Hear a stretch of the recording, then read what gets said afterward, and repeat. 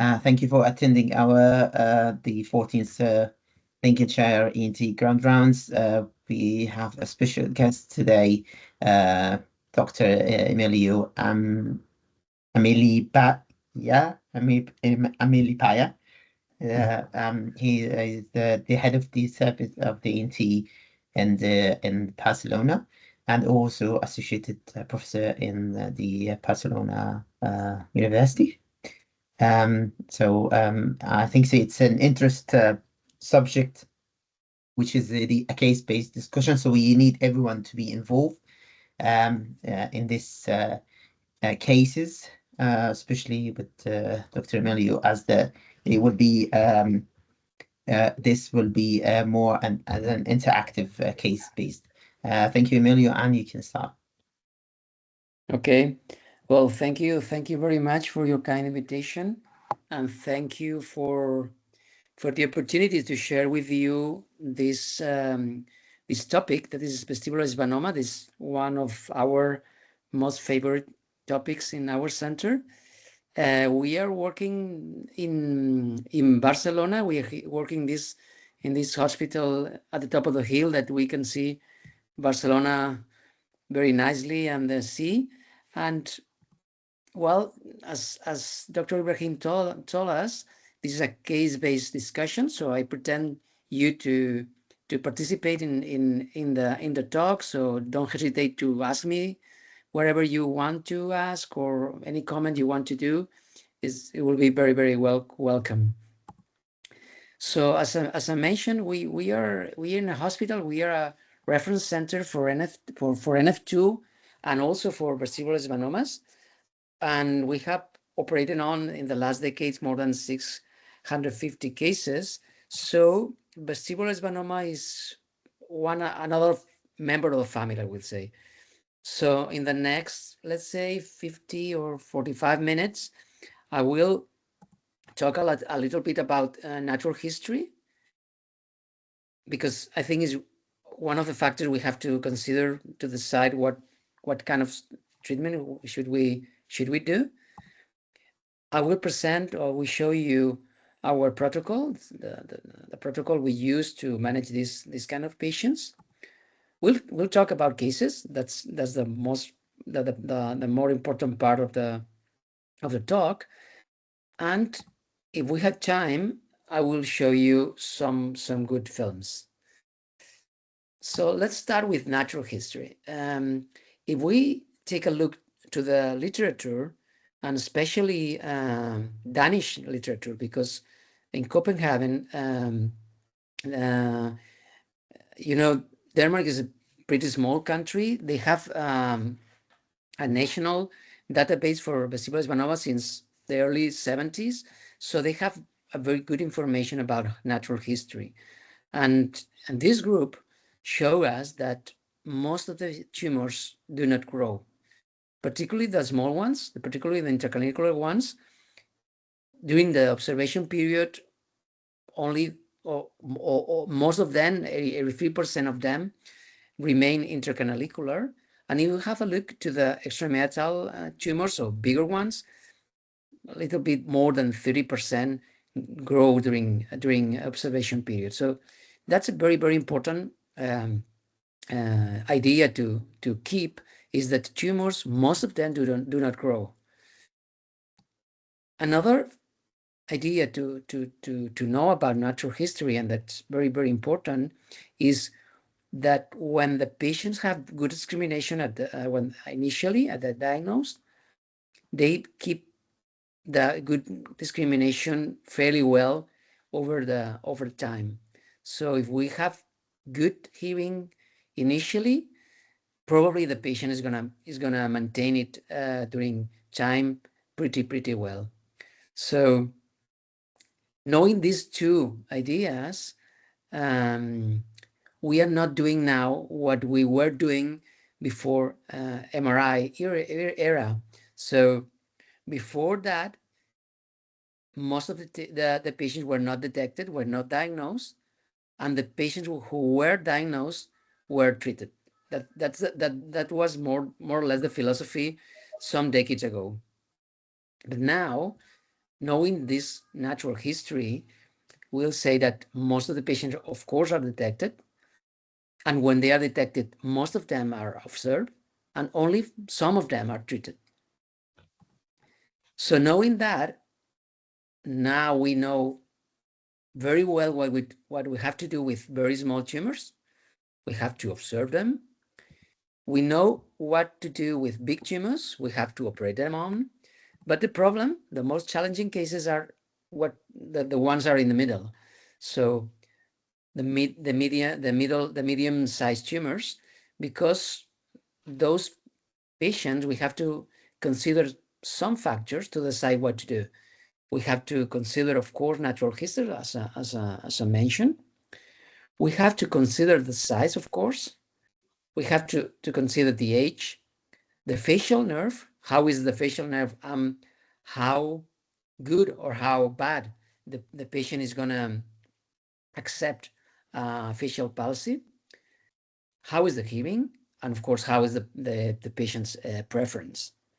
And taking in account all these factors, we have to decide, we have to choose what treatment modality we are going to use. So we can do observation, we can do surgery, and we could do also radius surgery. So let me show you what is our protocol. For the small ones, let's say from intracanalicular to 50 millimeters in the CP angle, we start, of course, with observation. So if the tumors are not growing, we are going to keep this observation, and later on I will explain you, if you want, how we do it. And if the tumors are growing, if the hearing is not useful, we have no doubt we go for a translap approach. In the case that hearing is useful, and especially in the patients that have a mild hearing loss in the contralateral ear, we can do, let's say, two things. We can do a translap approach with a simultaneous cochlear implantation. That's a very, very selected cases, but is a good approach.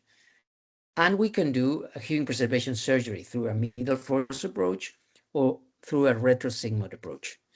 In our case, in our center, we prefer translap approach. We have more experience with it. And comparing it with middle fossa approach, we know that we are going to have better facial outcomes with translap. We know that with middle fossa, the preservation, hearing preservation ratio is around 50%. So many times we do a translap approach with a cochlear implantation. I mean many times. Many of the times we decide that. It's not many cases. The second part is what we do with middle or medium tumors. Medium tumors for us is 15 to 20 millimeters in the CP angle. Again, if the hearing is not useful, we go for a translap approach. And in the cases with useful hearing, an patient older than 65 years old, we initially go for observation. That's similar to the smaller ones. If the tumor is not growing, we'll keep on observing the tumor. If the tumor grows, depending on the age of the patient, if they are really old, let's say 80 years old, and the surgery is not possible, or is the patient's preference, we go for a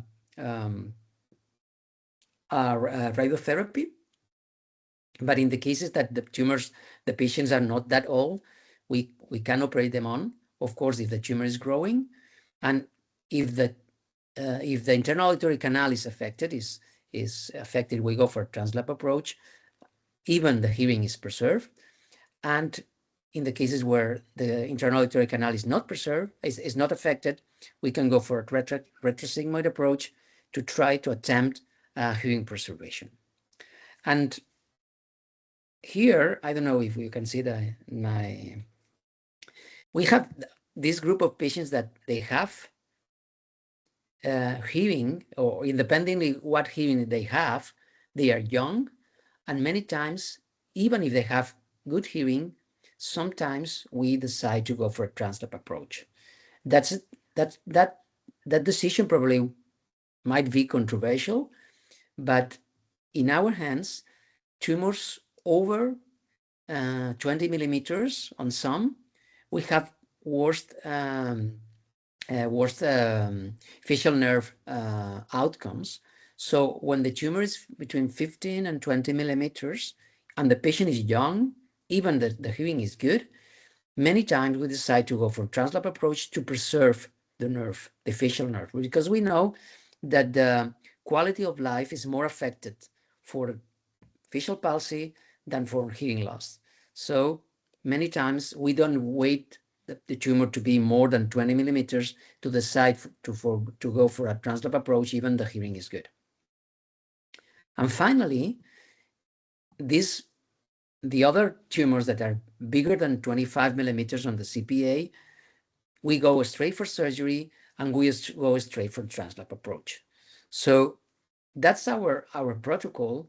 In general, you know, the protocols many times are not that strict, so we have to apply this information to a real life. But in general, we are following these rules. So talking about real life, we'll start to discuss cases. And as I mentioned before, please, if you want to comment anything or you want to ask me anything, don't hesitate to do it.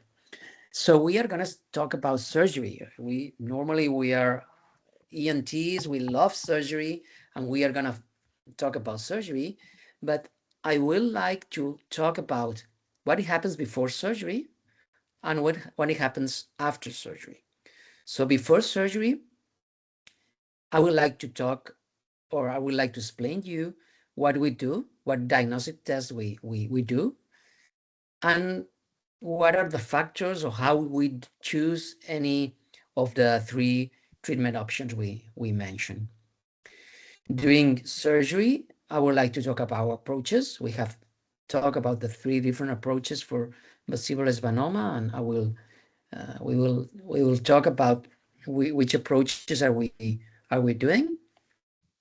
If you want, we can talk about surgical team. That's something that sometimes we are asked for because we are ENT and everybody wants to know what's the role of the neurosurgeon, and I will explain to you what is our case, and then we will talk about surgical techniques, type of resection. That's very important issue, because we can go for a total resection, we can go for a near total resection, or we can go for a partial resection, and that's important. And in one of the cases, I will talk specifically about this issue. We can talk about monitoring, and we can talk what happens after, as I mentioned, postoperative care, complications, follow-up, wherever you want to talk. So let's start with the first case, and well, I will try to explain you all these points through the different cases. This is a very, let's say, easy to decide case, because it's a 37 years old young lady that have a progressive left severe hearing loss, as you can see in the audiogram, and she suffers from tinnitus and statinitis in the last months. And as you see in the MRI, you can see a very big tumor. So it's a big tumor, it's compressing the brain stem, it's starting to close the fourth ventricle, and is growing beyond the middle line. And as you can see, the ventricles are not especially increased. So that's a case that, if we have a look to the protocol, is gonna go straight for a surgery. And well, as I promise you, we'll discuss also what happened before we decide the surgery. In all patients affected of vestibular schwannoma, we do some audiological tests, especially pure tone audiometry and speech discrimination test. This is always done in any case to know exactly how is the hearing and to decide the approach. We also test vestibular function, and we do the MRI that normally is the diagnostic one, and we also perform a CT scan, because the CT scan for us is much easier to know the anatomy of the temporal bone, to decide how is going to be the approach. And well, we also do a CT scan before surgery. In this particular case, talking about approaches, we perform transotic approach. As you saw in the MRI, the tumor was growing, especially in the anterior part, and it was passing the midline. So if we want to control this anterior part of the CP angle, the transotic approach gives us a little bit more space to control this anterior part of the tumor. So in this particular case, we did a transotic approach. We normally do translapse in most of the cases, but when they are reaching this midline in the anterior part, we do a transotic approach. I will show you then a very short video about the transotic approach. Surgical team, that's something that we are asked for in many cases. We are ENTs, and we are working alone for the last 30 decades, I will say. Not myself, but all the group. But in the last 2-3 years, we started to collaborate with neurosurgeons, and I think it has been a good idea, because especially in the big tumors, there is a neurosurgeon with us, and normally it helps in the resection of the tumor. But normally the ENT, the group of surgeons are 2 or 3 ENTs and 1 neurosurgeon. I'm talking about these big tumors because there are long surgeries, and we do the approach. If it's a translap approach or a transotic approach or a middle force approach, when it's a retrosigmoid approach, the approach is done by the neurosurgeon. But in the resection, we participate all in the same level. And then, well, all the cases are monitorized for facial nerve and for all the cranial nerves. We have a neurophysiologist with us in the OR, and in every single case, even if there's small tumors, we decide to do the whole monitorization, because we feel more comfortable and more safe, and well, we have a good relation with them. And then type of resection, as I mentioned, in this case, we went for a total resection, but in big tumors, we sometimes do a near total resection, trying to preserve the facial nerve. If we are treating a small tumor or a medium, not big tumor, we try to go for a total resection, because we know that we'll have less risk of recurrence, the tumor recurrence, and we will have better outcome of facial. But in big tumors, we know that we try to go for a total resection. Many times we have worse outcomes in facial. So in big tumors, we tend to go for a near total resection. Our first idea is go for a total resection in all cases, but if we find that the tumor is very attached to the nerve, and the neurophysiologist is informing us that the nerve is suffering, then we leave a small part behind, but only a small part. What we don't like is to do partial resections, because we know in our hands the risk of recurrence is pretty high. Well, we are gonna we will talk about different cases, so I don't talk about everything in that first case. So let's follow. In that case, we went, as I mentioned, for an ear for a transotic approach. That's a very, very short video just to show you how at the end of the approach, what space do we have. So here we have the facial nerve, as you can see, like in a bridge. We do not do any mobilization of the facial nerve. We have anteriorly the carotid artery, so that's our anterior limit for the approach, and then we have the jugular bulb in the inferior part of the field.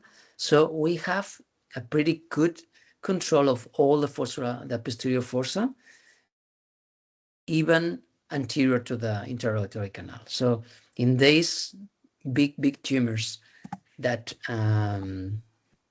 that have this anterior, I'm sorry, this anterior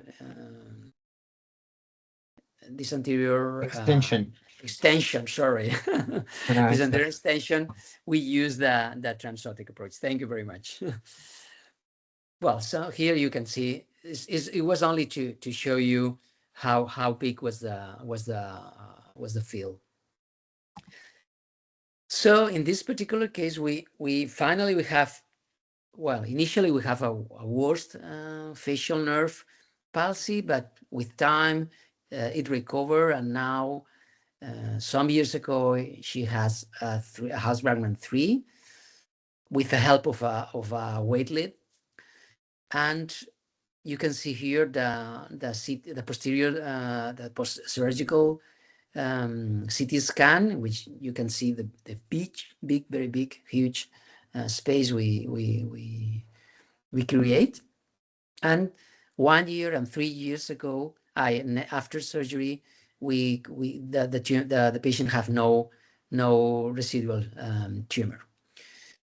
In this particular case, I mean, in this particular case, we didn't have a rhinoleucorrhea, because when you perform a transotic approach, normally you close the external auditory canal, you obliterate the shaking tube, so it's not easy to have a rhinoleucorrhea. But well, to discuss about rhinoleucorrhea, I will tell you what we do after rhinoleucorrhea. When we have a CSF leak, wound CSF leak, normally we, with a compressing dressing, or with putting some more stitches, or normally we control it. But the rhinoleucorrhea is more difficult to control. So in the cases we have a rhinoleucorrhea, what we do is the first attempt, we do it through the canal, and we obliterate the shaken tube with Tachosil and some muscle through the canal. But if we do not control the rhinoleucorrhea through this, let's say, small approach, the second approach is, the second time we try it, is to put a lumbar drainage and to close the external auditory canal, to obliterate or to eliminate all the middle ear, and to obliterate the second tube. That's our protocol for rhinoleucorrhea. And well, normally if we did not succeed the first attempt, in the second attempt normally it's controlled. So, well, talking about postoperative care, if you want, I will tell you what we do with patients. Normally, the patients are in this intensive care unit during 2 or 3 days, depending how long was the surgery, and then they go for the ward, and they stay there, let's say 10 days in total. So the patients are admitted normally 10 days in the hospital, and depending, of course, of the complication, they have to stay longer. And the follow-up we do is we perform MRI before after 6 months of surgery.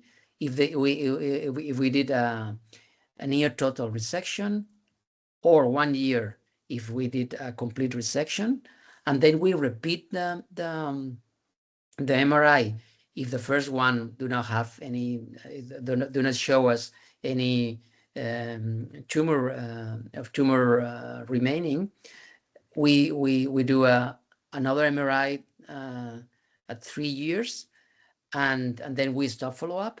And if we have any kind of tumor that we have to follow up, then we do it every year.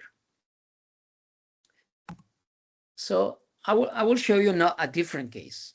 This is one of those I told you that it was a middle or medium sized tumor. Is an old lady, is 82 years old, and she was suffering of progressive hearing loss.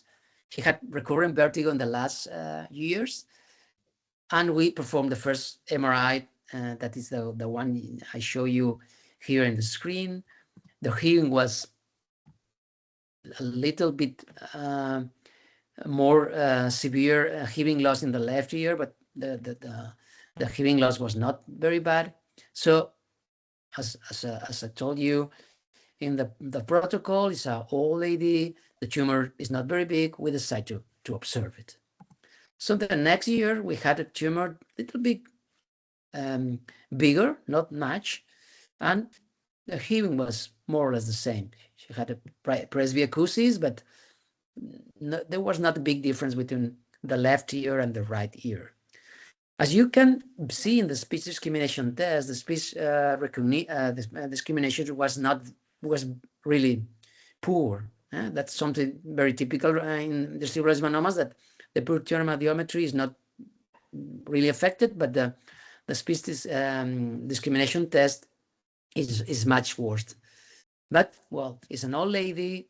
The tumor was growing, but not very important, so a few millimeters. So we decided to change, to keep on observing, even the tumor was growing because of the age of the patient, and well, we keep on observing. Then the patient started to have more unsteadiness. She was worried about falling, and well, in the tumor, the next year was a little bit bigger, but hearing was more or less the same, a little bit less worse, but not a big deal. So we keep on observing. But it's something that it happens. The tumor grows very slowly, but the patient is older and older, and the tumor is growing, and at the end you don't know what to do, because you have now the tumor is touching the touching the brainstem. It's not compressing really, but well, if it keep on growing at the same velocity, we have to decide what to do. The hearing was more or less the same. The pure audiometry a little bit worse than in the right ear, but the speech discrimination test much worse. And then, well, finally, in this case, we decide to do surgery. In this particular case, is 82 years old, so probably we can decide also to do radio surgery, but the patient was pretty good in in general. She wanted to go for surgery, so we decided to go for surgery. And that, in this case, we discussed different scenarios, and we really thought that the patient was pretty old, and we decided to go for a subtotal, so a partial resection. So our aim was reduce tumor, not to affect the facial nerve at all, and with the idea that the patient won't need any other further treatment on the future. So we operate her on. We did that partial resection, and in the MRI 1 year after surgery, we saw that, well, it was a partial resection, really, because it have, let's say, a big amount of tumor behind. That's something that it happens because it's not easy to know how much tumor are you leaving behind. That's one of the problems of the partial resection. When you are in the surgery, it's not really easy to be sure how much tumor are you leaving. You can do CT scan or MRI. Doing surgery is nothing. It's not a facility where they will have in every surgery. So in this case, probably we thought that the tumor we're leaving were more were less than one that we really did. And in the next MRI, you can see that the tumor, the rest of the tumor has grown. So now we have to go for radiotherapy. So in this case, the facial was good, but in this case, really, probably if we went first in our first idea, it was to go for a radiosurgery, maybe might be a better idea, because at the end, the patient needs radiosurgery either way, and have suffer or have surgery that, well, was uneventful but have some risk. So that's to show you that in the first case, everything was good because the tumor was very big, the resection was complete, and I think the result was very good. And in this case, we went for a partial resection, pretending not to control the tumor growth, but we didn't, and at the end we had to do a radiosurgery. So sometimes the decisions are not easy to take. Okay. Well, we have here another case, and, well, I don't know if you want me to talk about any particular thing, but I will keep on. We have another completely different case. That's another young man, 35 years old, with a very tiny tumor in the right internal auditory canal, as you can see in the MRI, with good hearing in the right ear, and with a hearing loss in the left ear, in the contralateral ear. This patient probably was the person who asked for the MRI, who ordered the MRI, was looking for a vestibular schwannoma in the left ear, but finally they find a right ear tiny vestibular schwannoma. The patient was suffering from tinnitus and very mild unsteadiness. He's a young person. He's a very active person. In fact, he's a traumatologist. And, well, he understand that to observe the tumor was a good idea. So that's what we did. So in the next year, the tumor was a little bit bigger, still being very small, but the tumor was growing.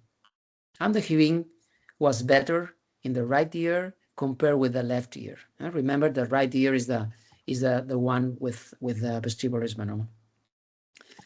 So we keep on observing, and the next year the tumor was a little bit bigger, and the patient, remember, he's a traumatologist. He's very worried about the tumor is growing and we are not doing anything.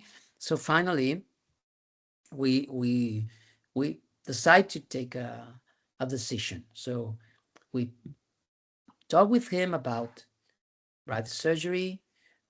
We don't like radiosurgery in young patients because if the tumor keep on growing, the facial nerve is going to be more difficult to preserve. They have a long life in front of the patient, and normally we go for surgery. But we also discuss with him to go for a middle fossa approach, In this case, the tumor was very lateral. So when the fundus of the internal auditory canal is affected, it's more difficult to preserve hearing. Sorry? Previous pioneer meetings between these two split dead evenly at 17 wins apiece. Each of the species as the home team has won every game. Estonia 75-73 winners in their last. I'm listening something, but I don't understand because the sound No, sorry, is very I bad think so. This quality. is just a glitch. Sorry? This is just a glitch. I think so. This is Okay. like it's unmuted. Okay. Sorry, Okay. sorry. I follow. Okay. So as I was saying, the tumor is very lateral. So when they are reaching the fundus, is more difficult to preserve hearing. We discussed with him this possibility to preserve hearing, but only in 50 or less than 50% of the cases.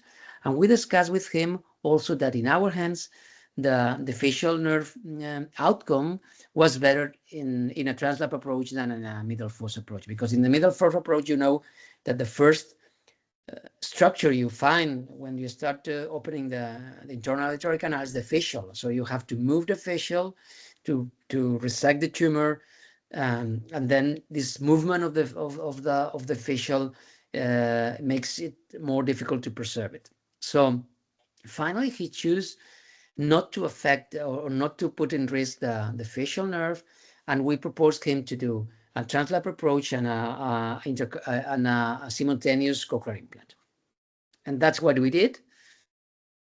In this case, of course, when it's small, we think that we should do complete resection. It do not make any sense to do a partial resection in a very, very small tumor, because then we are doing nothing. We in this case, as I mentioned, we did a translap approach, but I think a middle force approach is a good approach also in this particular case. And well, we did this translap approach with simultaneous cochlear implantation.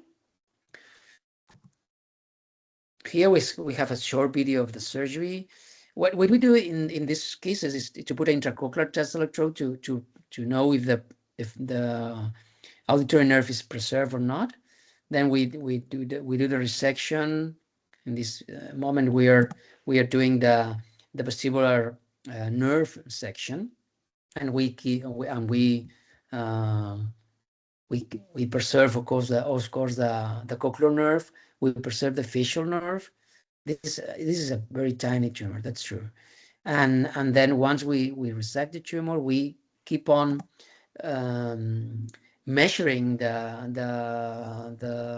electric every hours to know if the nerve is being preserved or not, and if the nerve is functional, and we think it's going to be possible to have transmission of the signal through a cochlear implant, we remove the intracochlear test electrode and we put a cochlear implant. So in the case we didn't, we weren't able to preserve the measurements after resection.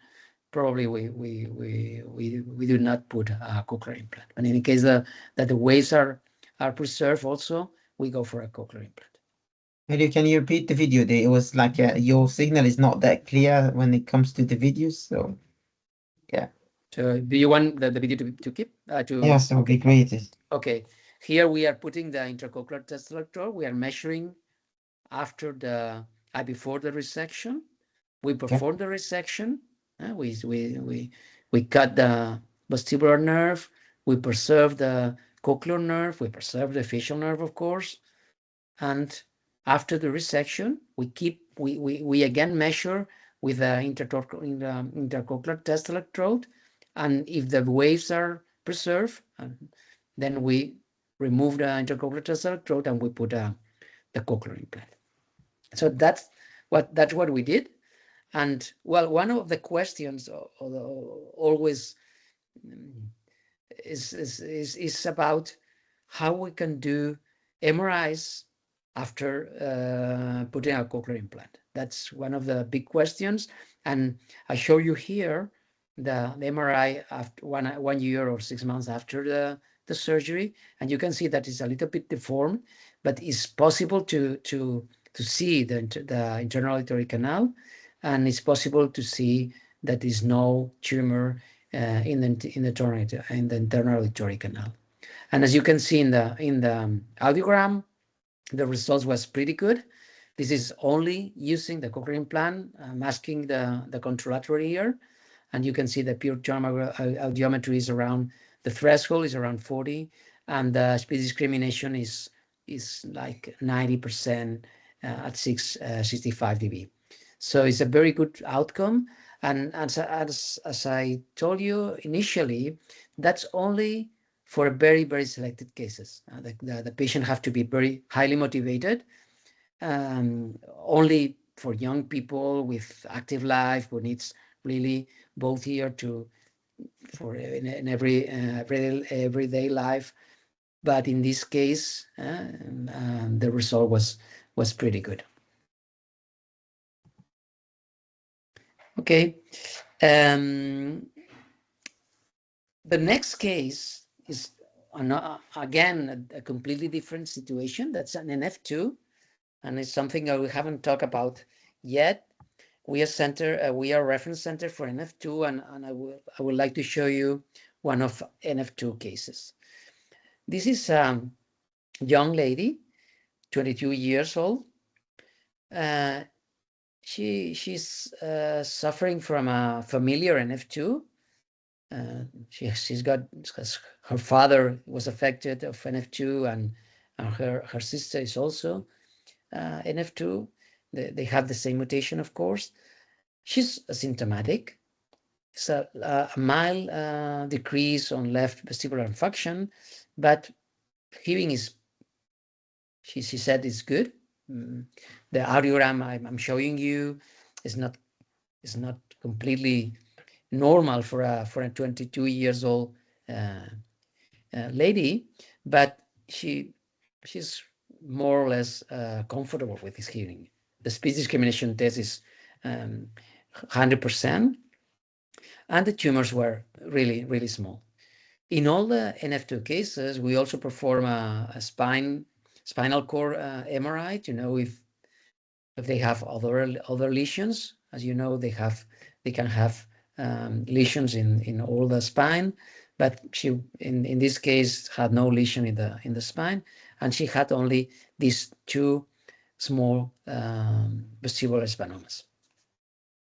So she was asymptomatic, the tumors were small, hearing was okay. So we decided to observe the case. In NF2 cases, especially in NF2 cases, we have to be very, very, very when we do a decision, we have to take in account to have in mind quality of life, especially, and hearing is one of the factors that impact more in quality of life. So with normal hearing, small tumors, we do not anything. So we keep on observing this case. The tumor in the left ear was slightly growing, as you can see. The right ear, it was more or less the same, but in the left ear, the tumor grow and grow some millimeters every year, but the hearing keep on more or less the same, so it was more or less good. So as the hearing is normal, the tumor is not very big, we decide to go for observation, or to keep on doing observation. We in these cases, sometimes when the tumor is growing, we want to follow very strictly how is the hearing, and many times we do controls every 6 months, even every 3 months if it's needed. In this case, we did more MRIs than one per year, but well, the tumor was growing, but the hearing was stable. If we have a look to the volume, because it's something we haven't discussed yet, we normally control the growing with linear measurements.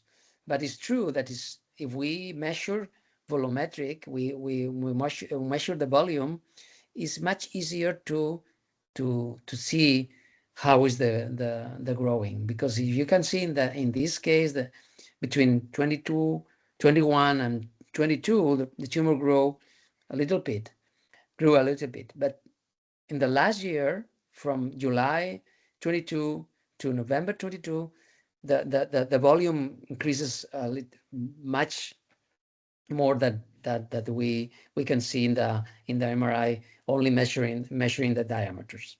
So in this case, the tumor was significantly growing, and well, what we do, we keep on observing the case. We can do surgery. In this case, the only surgery I will try to do with normal heating should be a hearing preservation surgery. In NF2 cases, the hearing preservation surgery is more difficult to preserve hearing, less than 50%, and the risk of recurrence is higher. So particularly in NF2 cases, we don't do middle fossa approaches, only very selected cases. And in this particular case, we had some tumor extending to the CPA, so it's difficult to control it. So, well, in some centers, NF2 middle fossa approach is performed in NF2 cases, but we prefer not to do it. And radiosurgery is another treatment that is in some cases are proposed, but in NF2 cases, the tumor control is less than in sporadic vestibular schwannomas, and the risk of malignization is low, but it exists. And in young patients is not a tool we use initially. So it's something that sometimes we use when we don't have another option. So we discuss this with the family, and we decide to keep on with observation. In the next year, the tumor keep on growing, as you can see in the MRIs. That the hearing keep on more or less the same, but in the last hearing and in the last audiometry, you can see that the speech discrimination in the right ear, not in the left that is growing, in the right ear is declining, is getting worse. So is something that when the hearing start to decrease, is the point that we have to decide something, because we don't want to lose this hearing, and we have to decide. And in this particular case, we have an asymptomatic young patient with a growing tumor in the left ear and a small tumor in the right ear, stable over time, with a decline of hearing in the right ear. In this case, we decide to go for pharmacological treatment to treat it with bevacizumab. MAPS. Bevacizumab, sorry? Yes, I'm saying the MAPS chemotherapy. Yes, sorry. Okay. So bevacizumab is a treatment that we use in some cases, in NF2 cases, because in the cases that we want to keep the hearing, the tumors are growing, but they are not very big, but we want to keep hearing, and that's one of the reasons we use bevacizumab. Or in cases that with big tumor, recurrence of tumors that we want to operate the patient on again. In this case, we decide to go for bevacizumab. She's with bevacizumab in the last 6 months with no second effects, and we schedule MRI every 3 months, and we can do what is called on-off schedule for bevacizumab, because we can give bevacizumab continuously, or we can stop every 3 months, see if the tumor is growing, and introducing the bevacizumab again the next 3 months, in order to give less drug and to avoid some secondary effects. And finally, I think we have another case. I don't know how we are more or less on time on. No, we're still on time. Yeah, don't worry. We can extend it a little because bit. it's okay. We'll extend it a little bit. That's the last case. That's a case with 53 years old man, have a progressive hearing loss, tinnitus, and no vestibular dysfunction. The tumor, as you can see in the MRI in 2018, had 15 millimeters in the CPA. We perform an MRI. Well, we perform an every year, but I'm not gonna show you all the MRIs. And the next 2 years, the tumor still being the same, 15 millimeters in the CPA.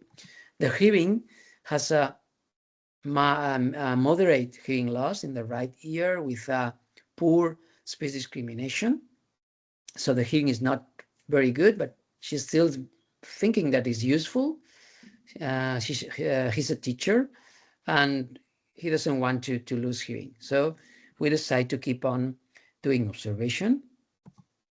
And then in the next years, the tumor is stable, no change on the volume of the tumor, and the hearing is still being more or less the same. So in this case, as the tumor is medium size, because of the hearing, and the hearing is not really normal, but the patient preference is to keep on waiting, to keep on observing, because the hearing, because the size is not growing, so the tumor is not growing, and he prefers to wait. So in this case, when we will change modality, when the tumor start to grow. If the tumors start to grow, the 15 millimeters tumors in the CPA, the hearing is not very good, probably we'll propose a translap approach in case the tumors start to grow. If the tumor is not growing, the patient doesn't want to operate, underwent a surgery, so we'll keep on doing observation. In this case, as I told you before, probably we'll try to do a complete resection, but if the tumor is very attached to the facial nerve, probably we'll do near total resection. In this particular case, it's interesting to have a look to the last MRI we performed. It was this year, and the radiologist informed us that there was a small but some infiltration of the basal turn of the cochlea by the tumor, and well, that's something to consider if we really someday we decide to go for surgery, because probably we'll have to do a transoptic approach to remove this part of the tumor, and it's not possible to go for a hearing preservation surgery, because it's not possible to preserve the nerve if you have tumor in the dural canal and in the cochlea. So in this case, we are not gonna operate him on, because the tumor is not growing. But in the future, if it's growing, we'll try a translap approach. So that's the last case I had prepared. And well, here I have a small but not very long film of a translap approach. I don't know if we have time. Still have time, don't worry. Everyone is interested with the topics, and there's some questions for you, don't worry. Okay. It's just your signal is not that clear, so sometimes it's played down in the quality. So there's a little bit of a play down in the quality. It seems to be the signal is not great, but you can. It's now good. Yeah, you can play the video, please. Okay, I will play it. It's only I think a few minutes. So that's a translap approach. We always perform, of course, a mastectomy. We look for the lateral canal. We expose the middle fossa dura. We can do it like that, just moving the bone or just drilling all the bone. It doesn't matter. But what we pretend is to retract the middle fossa dura. We also expose the lateral sinus and we also retract it with a bipolar to gain access to the internal auditory canal. We perform a labyrinthectomy. As you can see, well, you will see at the end of the labyrinthectomy the anatomy. We are now drilling the superior canal. Now we are, well, you can see here the vestibulum, the superior semicircular canal, the crus communis, the posterior semicircular canal, and the lateral semicircular canal, as you can see in this picture. So we keep on doing the labyrinthectomy. We look for the facial nerve. As you can see, we leave it in front of the labyrinthectomy. We expose and retract all the middle fossa dura, all the posterior fossa dura. We have here the jugular bulb that now you can see in the left part of the screen. So we really drill all the bone of the petrous bone. And finally, we look for the internal auditory canal. As you can see, we are drilling now in the inferior part of the auditory canal, and now we are skeletonizing the canal. The idea is to drill all the bone 270 degrees, not only exposing the canal, but to drill under the canal and over the canal to have a good control of the facial nerve. And then once we have drilled all the canal, we do this flap of the dura flap to enter in the CPA. Here we can see we are doing the inferior part of the flap and till the anterior part to control, especially to control the facial nerve, because if we go very anterior, it's easier for us to control the facial nerve. Here we are moving, cutting the dura of the internal auditory canal. Here we are starting to look for the nerves. Here I are identifying the trigemin, the fifth cranial nerve. Here we are detaching the tumor from the brainstem. We are debulking the tumor. Of course, the only very small tumors are resected in block. Here we are detaching dissecting the ICA, and here we will start to look for the facial in the internal auditory canal. Here we start to look for it. Oh, here we are. Here you can see the nerve in the internal auditory canal. You can see the nerve going to the brainstem, and here is the facial in the brainstem. So we resect the tumor. We cut the vestibular nerve, and here we have the tumor and the facial nerve. Here you can see clearly the facial nerve and the tumor. This is the part that we have to be more careful to preserve the nerve in the porous area. And then here, finally, we detach the nerve from the tumor. We resect the remaining tumor, and well, you will see at the end of the procedure how the nerve has been preserved. It has been a total resection, as you can see, and here you can see the nerve from the very beginning. Here you can see the plexus choroideus and the lower cranial nerves. This strange tissue is in this area is the plexus choroideus, and then we can see at the end of the procedure the nerve.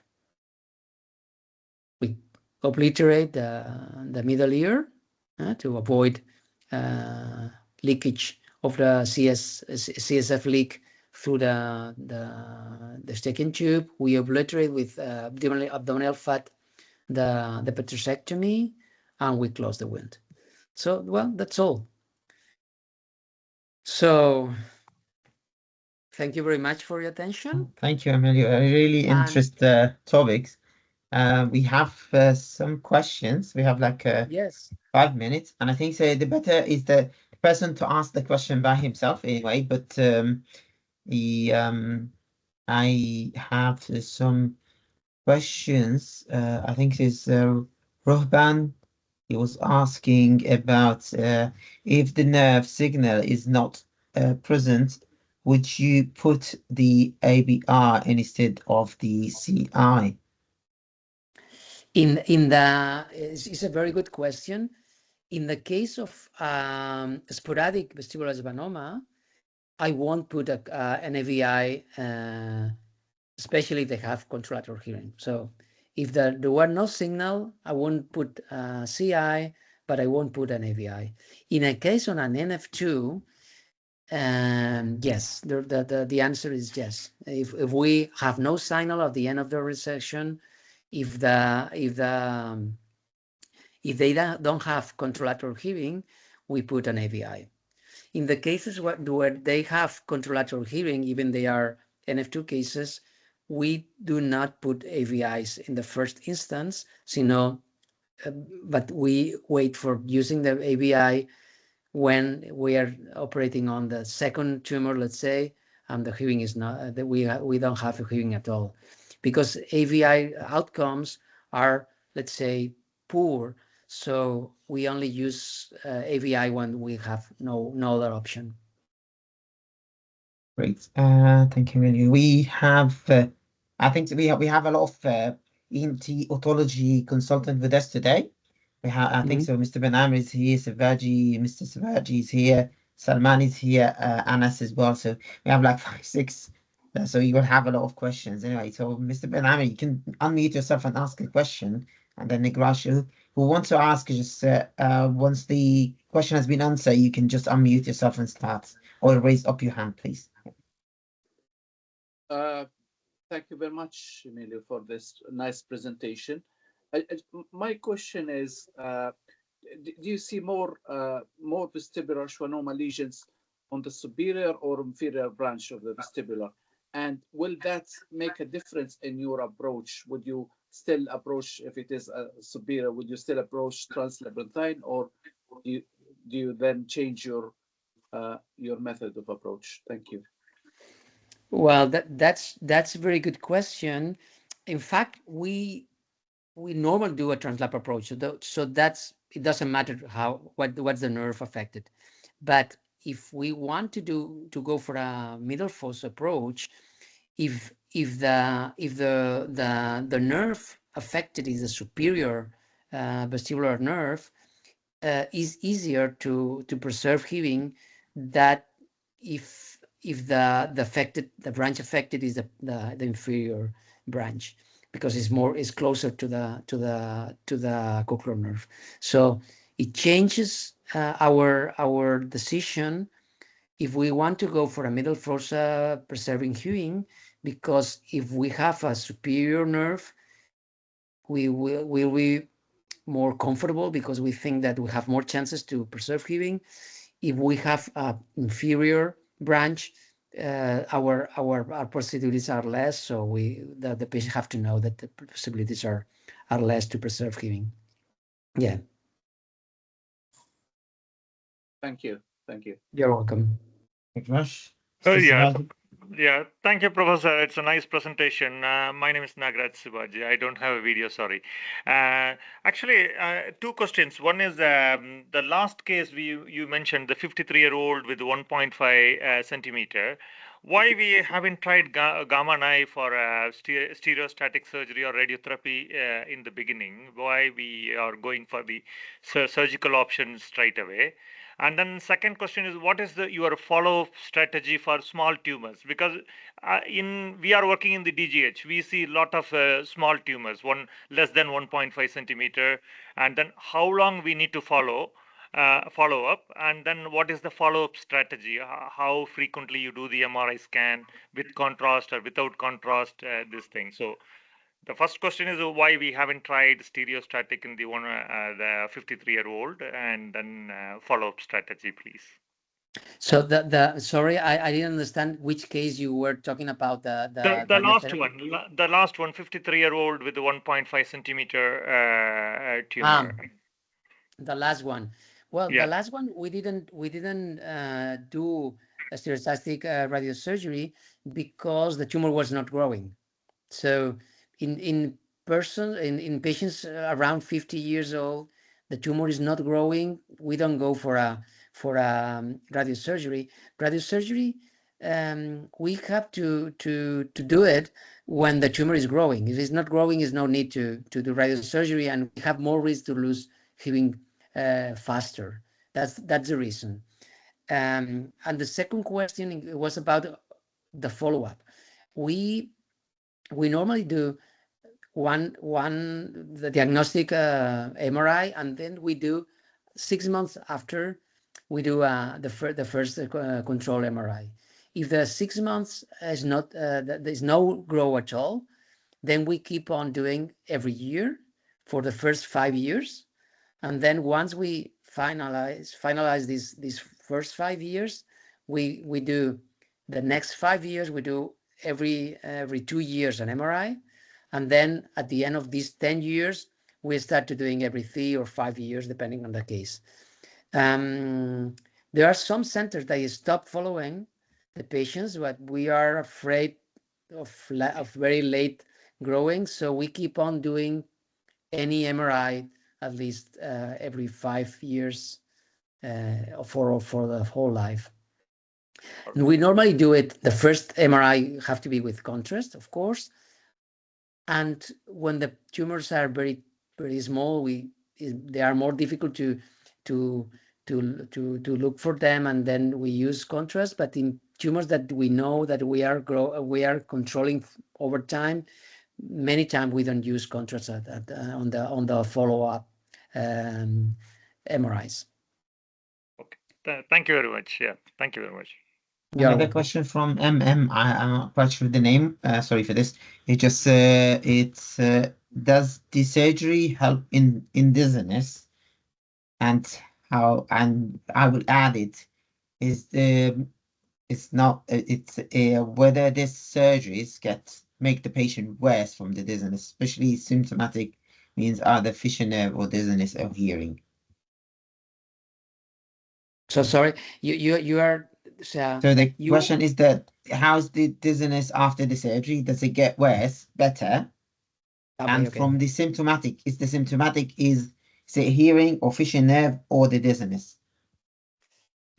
Normally, dizziness is not a factor. Is not the most important factor to decide the surgery, but in some cases that the dizziness is really important or severe. Sometimes we decide to go for surgery or for any kind of treatment, even the tumor is not growing because dizziness. But it's not something very usual. It's not usually we don't usually decide the surgery for the dizziness. But if the dizziness is very severe, we sometimes decide for this reason. We normally know that if the patient have lost the functional the vestibular function before surgery, they recover very easily after surgery about vestibular symptoms. When the vestibular function is really preserved before surgery, after surgery, they had very, very severe symptoms over time, of some along the first, let's say, 2 or 3 months. So that's why, that's one of the reasons we do vestibular function testing before surgery, because we want to know how bad is going to be the patient after surgery. That's one of the reasons. And normally we told them, the patients, that they are going to be very, very, very, very, with a very severe dizziness the first 3, 4, 5 days, and then after they are gonna recover progressively over time, and they are gonna be more or less okay around month 3, let's say. It depends if only the affection is only because we have performed a translabyrinthine approach, or because have affected the cerebellum or other structures. Because if we have more severe affection of the brainstem, then the dizziness is the unsteadiness, let's say, will stand longer. I can simply say that there is the stimulatory dizziness and the hypofunction dizziness.